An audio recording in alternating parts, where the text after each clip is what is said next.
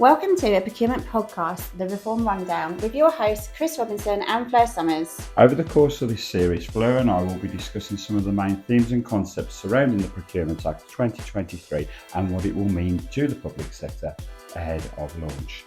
Fleur and I have a combined 40 years public sector procurement experience and will be using some of that experience to share our knowledge and insights around the Act itself. So let's get into today's topic. Welcome everyone to episode 7 of A Procurement Podcast, the Reform Rundown. Today we have a special episode where we're joined by another guest speaker. This episode is a deeper dive into a theme we've touched on previously and still very topical considering the changes with the new Procurement Act. This theme is social value. So our guest speaker today is Siobhan Goss from Matrix. Welcome, Siobhan, to our latest episode. For our listeners, would you like to give a quick introduction as to your background and an overview of the services that Matrix offer? Absolutely. Hi guys, thank you so much for having me. My name is Siobhan and I work for a company called Matrix. I am the head of corporate social responsibility. So I am responsible for making sure we are giving back to all the communities that we work in. Matrix is a tiny little technology company based in Milton Keynes and Basingstoke, and our purpose as a business is to connect people to work. And we do that via our tech platform, which helps large organisations such as local authorities recruit their temporary members of staff through our supply chain of amazing recruitment consultants.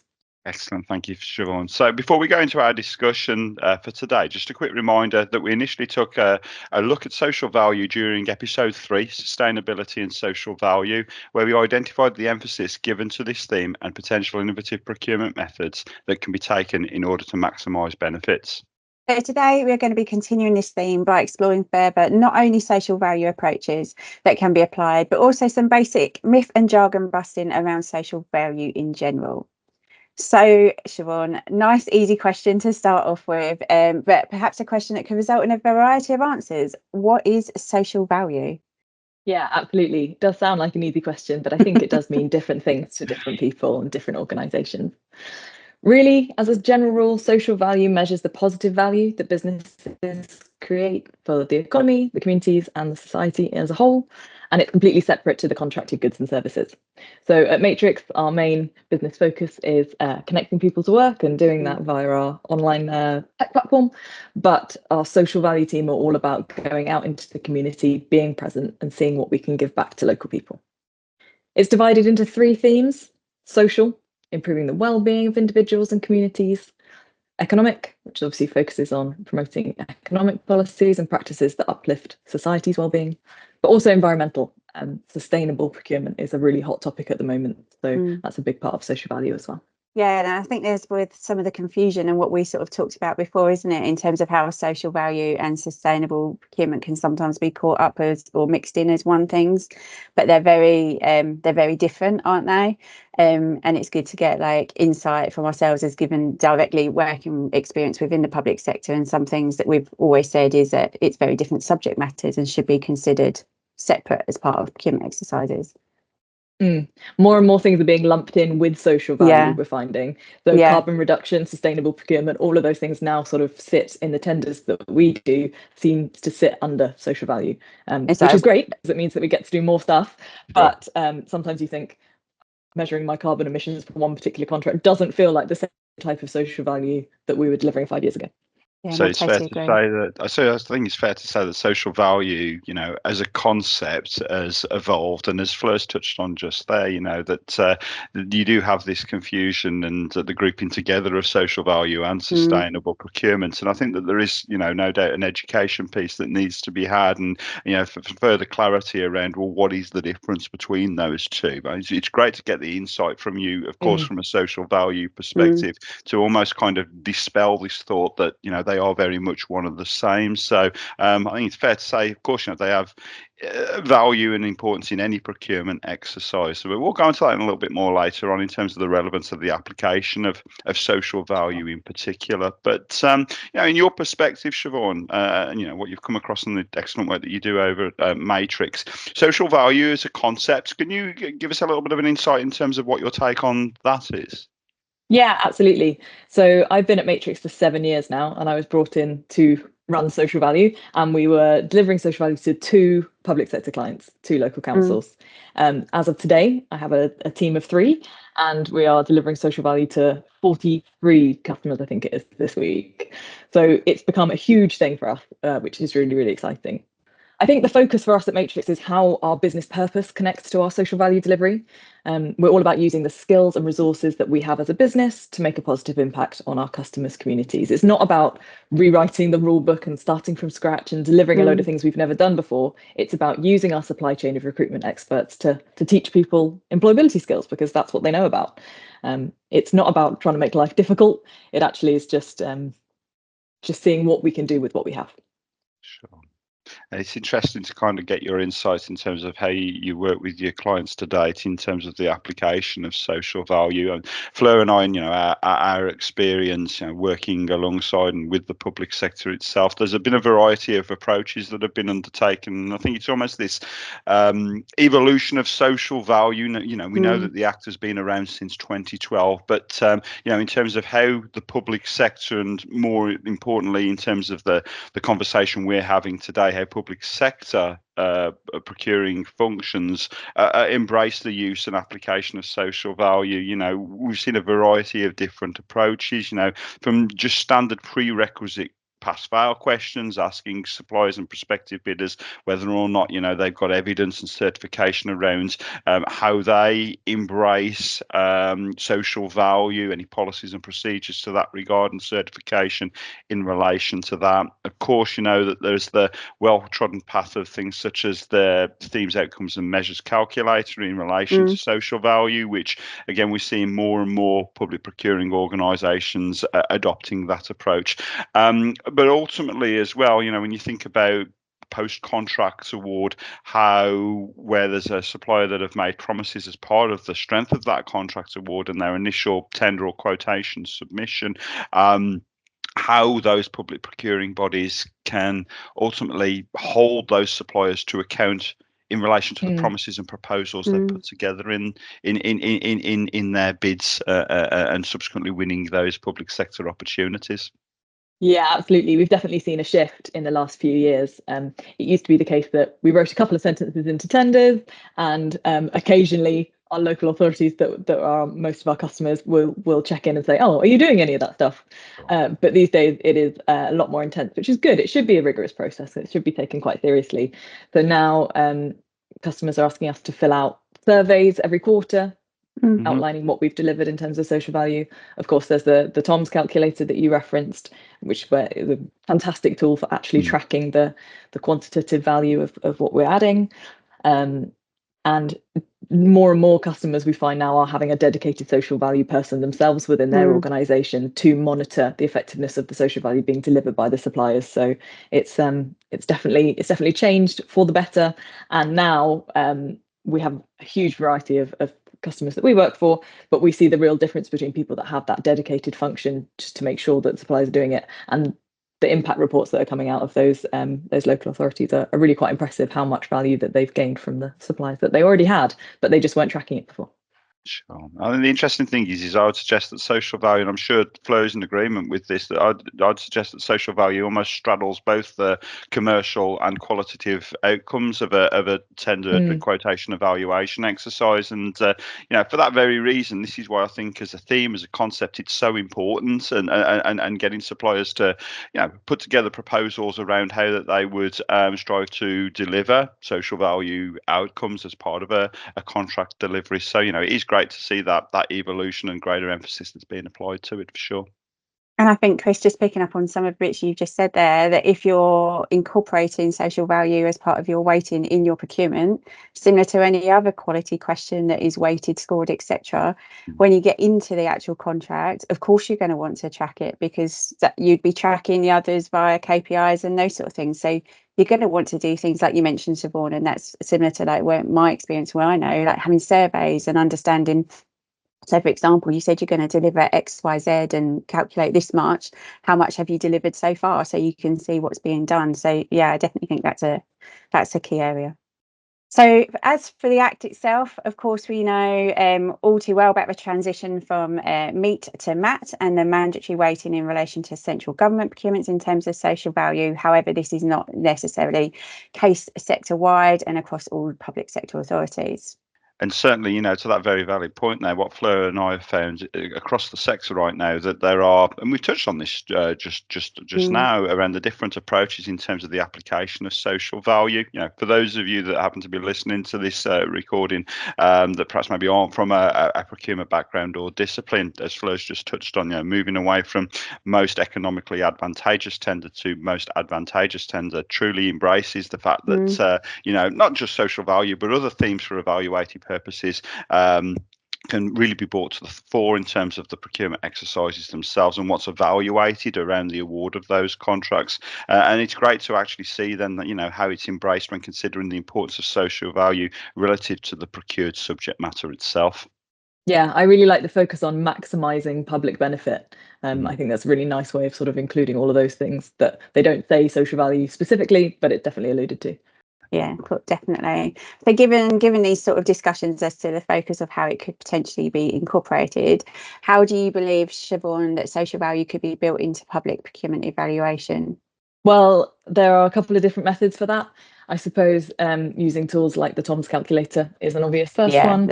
And the different ways that people can ask those questions in tenders, as we say before, evidencing the social value policies and actually making it mandatory and people tracking it and following it rather than just having a couple of sentences saying, oh, this is what we're going to deliver.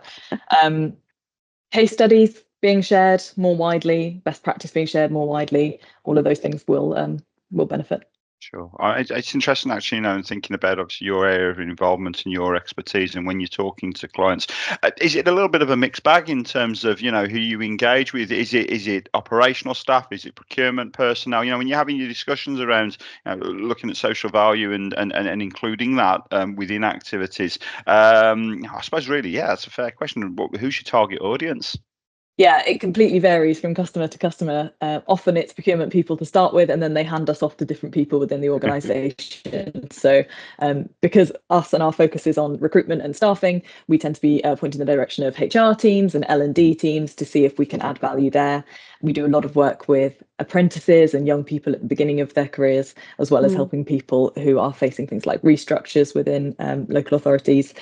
And then also key stakeholders within the communities as well. Councils are really good at connecting us with charities and social enterprises that are already doing great work in the community and seeing how the skills and resources we have can actually work with them. There's no point in us going in and running some CV writing workshops in a community centre if there isn't buy-in from the community. But if there's a charity that are already running employability workshops, if we can go and share our expertise with them, that's a much more valuable use of our time, and it helps deliver more social value, I think. Definitely. I think it's that buy-in that's really important as well. And, you know, in terms of your target audience there, speaking to colleagues across an organisation, regardless of their discipline or area within the function in which they operate, it's that, again, it's that creating that greater awareness from a procurement perspective, you know, from its rawest form. It's another theme to include within an evaluation exercise. It's another set of questions that would be posed to suppliers that would be subsequently evaluated when those bids come back. So, you know, I think actually getting a steer and getting some insight and views and opinions from colleagues across an organisation, and perhaps maybe individuals are better placed to comment on the relevance of social value to a particular procured subject matter is really, really important. But I think, again, it just goes to show, this word that we seem to have repeated a lot on this particular recording here is that the how it's been embraced and how it's you know, from the evolution of social value from what it was perhaps maybe, you know, 10 or so years ago to where it is now, and how important it is to public sector procurement. Yeah, so, and I also think sorry, Chris, that obviously there'll be changes with the Procurement Act. We'll start seeing a bit more focus, and we might see some different approaches being taken. And so it'll be interesting to see how that goes as well. And that's it'll be interesting for us too and our bids team. I'm sure that they'll have more fun and games writing new kinds of tenders. But it's good because things were the same for a little while. It's nice to see a bit of a shake. Yeah, definitely. What I'm hoping you'll start to see, Siobhan, when the Act itself goes live, is the sector really starting to come up with some innovative ideas and suggestions around social value and how it can be evaluated, and the benefits that can be brought from that when they look at, regardless of what the goods, works or services is that's being procured by the procurement function, that how they will test suppliers, within a degree of reasonability, of course, make it a challenge but not impossible around what we're actually seeking, or what the sector is seeking to get from those supply base in relation to social value outcomes. And I think it's getting that balance right, isn't it? I think that's so important. Asking the right challenging questions, but also permitting the suppliers to be able to deliver some proper, tangible social value outcomes. And finding out what communities actually want from the suppliers as well. Exactly. Because I think it's all well and good for people in procurement or people within local council to say, oh, this is what we think you guys need. But actually engaging with groups that already exist within the community, engaging with those organisations like local charities and schools and people who are already doing so much good, how are they going to benefit? Because they're the ones that really should benefit from social value, in my opinion. No, couldn't agree more, absolutely. So tying in nicely with what the Act does and does not identify in truth in terms of best practice, I think, and again, Fleur, me and you've had many discussions around this. Oftentimes with Acts and the public contract regulations prior to the Procurement Act of 2023, oftentimes it's a case of what the narrative doesn't say rather than what it does say in terms of what the tangible benefits could be, and the open procurement approach that we obviously see have under the Act now does create a massive degree of opportunity for innovation and flexibility. But just considering best practice and the theme of social value, some obvious quick wins could be, I think, there's 3 or 4 I would suggest here. But Fleur, for yourself, anything that kind of springs to mind in terms of that? I think some of them that we've touched on slightly in these conversations, but have some more practical approaches that allow social value to be appropriately considered and evaluated. All things that we've sort of mentioned, and like the weightings, so no more nominal weightings. So we've seen things like 2% here, there, and are we going to start seeing 5, 10? That sort of thing, to give it a bit more emphasis, because obviously we can do now with the new Procurement Act once that's in place. I think that's probably going to be some of the key areas. On the nominal weightings element itself, and this was almost like a behavioural thing rather than something that was mandated under the existing public contract regulations. But as Fleur's just said there, lip service to the element and applying something between like 2 and 5%, for example. I think one thing that's really important here, and it goes back to what the Act doesn't say rather than what it does say, is that there's no golden rule. There's no definition of what the correct weighting is for all public sector procurements. But what advice or guidance would you provide, Siobhan, when speaking to a public procuring body around how to consider what is the correct weighting for a particular procurement exercise? I think it's about finding the right balance. There's probably not one rule that fits all. Of course, 2%. That feels like a waste of everybody's time. But when we're reaching sort of 25%, 30%, that also feels quite punchy. So on a personal level, I would say 10%, 15% feels appropriate. But it really does depend on what they're hoping to get from that social value, and if they've got any clear goals in mind, rather than just doing it for the sake of it. And I think that links back into like the your pre-considerations as part of developing your procurement, doesn't it? Where you need to consider social value and how best it's going to work, and for that contract that you're wanting, and it's got to be specific to what you're wanting to do and making it tailored. So, like you say, it's not going to fit one approach for a contract over here. It's not going to fit the same approach as another contract. So yeah, it's having those considerations and thoughts each time. Yeah, you want to be attractive to suppliers too. You want to get the best possible bids, but making sure that if you're going to demand quite a lot of social value, making sure that it's relevant and that it's relative to the size of the contract too. Yeah. Definitely. And sticking with the theme of almost like quick wins around social value there then, so something that you've mentioned there, Siobhan, earlier on, that certainly struck a chord with me, is you talk about, engagement with the wider community and what they would perceive to be actually a benefit itself. It's really fascinating for somebody that worked directly within public sector for a couple of decades. Oftentimes one of our failings was actually we worked quite insular, and then we would speak to the functional department that has the wide and the actual need for the procured subject matter, but we wouldn't necessarily engage with elsewhere other than that immediate functional department that's again identified that need. So when you think about that and social value, the initial procurement strategy itself, before commencing the tender or quotation exercise itself, I think that's an ideal opportunity in which to actually say, okay, then, well, what are the evaluated subject areas here for this tender or quote exercise? And social value obviously being one of those. Then, okay, fine, we're looking at social value. What's the correct weighting to apply given the relative subject matter that's being procured? But also, who do we need to speak to? Who are our immediate and wider connected stakeholders that would have an interest in social value and the benefits that it would bring? Yeah, if it's a particular location, have we engaged the local community around there? What would they like to see from the suppliers that are being brought in to, build a building or whatever it is? Have we consulted local organisations, local schools? Would they like people to come in and run assemblies on their different careers? They're quite small things that don't take up a lot of suppliers' time, but actually can be quite impactful. The big hitters are things like hiring local people, of course, taking on local apprentices. But I think the small things can be just as impactful. But it's all about proportionality, I suppose.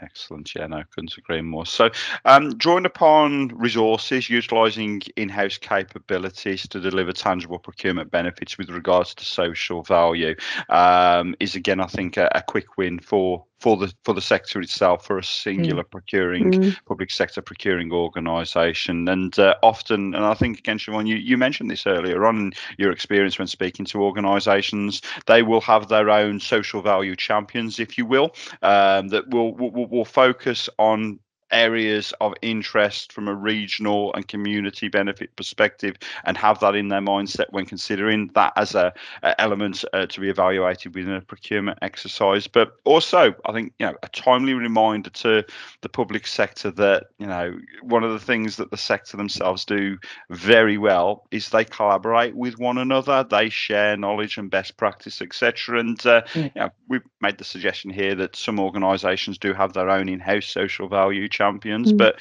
for those that don't, the public sector are in such an environment where, of course, it's okay to speak to one another. It's okay to share ideas. It's okay to share best practice, and again, I think that there's a wider learning piece here for the sector as a whole, and they don't have to be so insular as a singular organisation as to, what good social value looks like.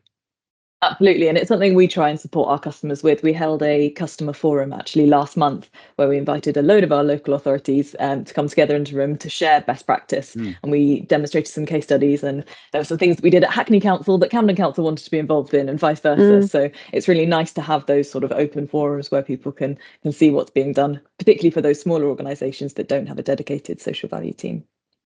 So I think that's all we have time for today. A special thanks to Siobhan for your insightful contributions in terms of social value, and make sure to check out her LinkedIn page to keep up to date with all things related to social value and how Matrix can support your organisation. Make sure to check out our next podcast episode, which will be a listener's choice. Thank you, everyone. Thanks for your time, Thanks, guys. Siobhan. Thanks for having me. Bye.